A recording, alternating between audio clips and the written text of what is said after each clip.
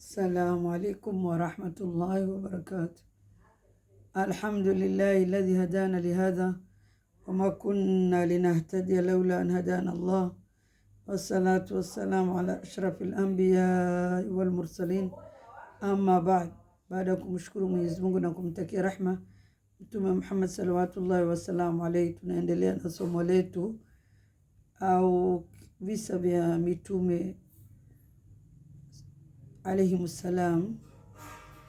Tulizungumzia kuhusu, kwa kwanza tulizungumzia Yahya, kisha tukazungumzia babake Zakaria, kisha Isa. Kwa hiyo tumechukua vipande tu, sio stori zao nzima. Nabii Isa alayhi salam alipojulishwa na Allah subhanahu wa ta'ala kwamba muda wa kunyanyuliwa umefika au umekaribia, aliwafundisha wanafunzi wake na kuwapa majukumu, kugawa majukumu, kisha kila mtu akapewa jukumu lake na sehemu ya kwenda kufikisha dini ya Allah.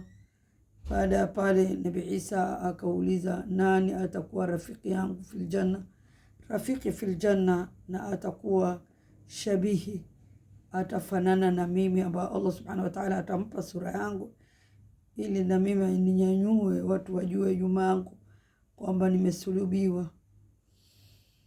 Bas kila anavyosema Nabii Allah Isa alayhi salam, anajitokeza mtoto mdogo katika wanafunzi wake.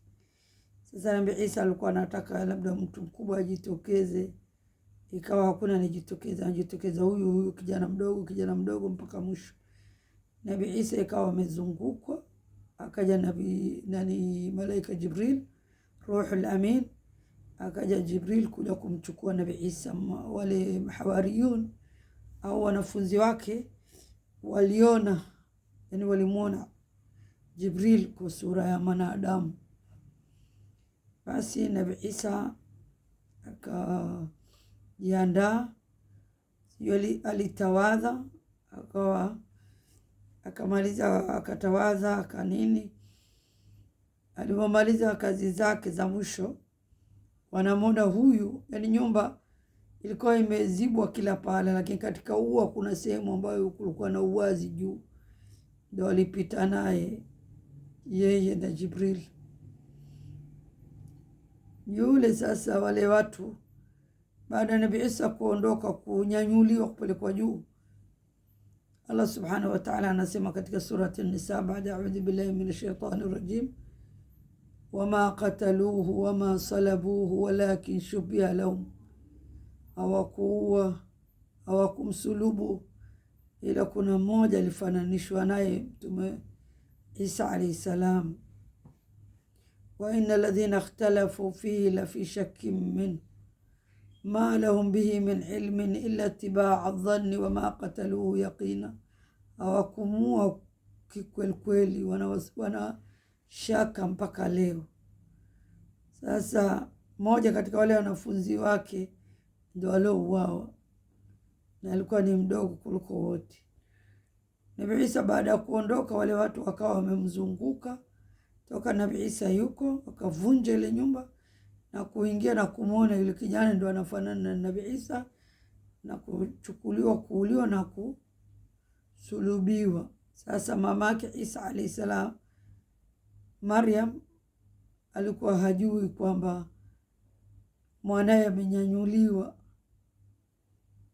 Akaenda akawaomba wale watu, siku ngapi amesulubiwa, hata kuzikwa hamna.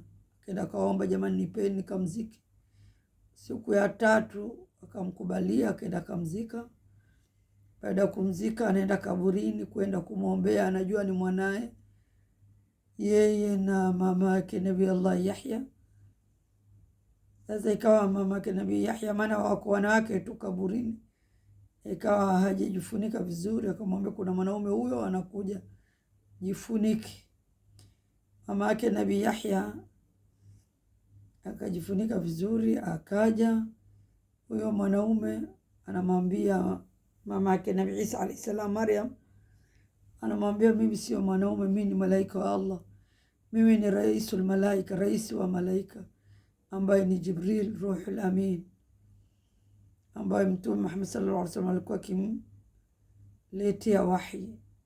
Akamwambia, mimi ni huyo Jibril, mwanao hakufa, bal rafa'ahu Allahu ilayhi, Mwenyezi Mungu amemnyanyua, yuko juu. Na kuna riwaya inasema yani Nabii Isa alionyeshwa mama yake baada ya pale kwamba kama hajafa yuko hai, kisha akaondoka Nabii Isa alayhi salam kwa anavyojua Allah. Wallahu a'lam, wa ila huna aqif. Wassalamu alaikum wa rahmatullahi wa barakatuh.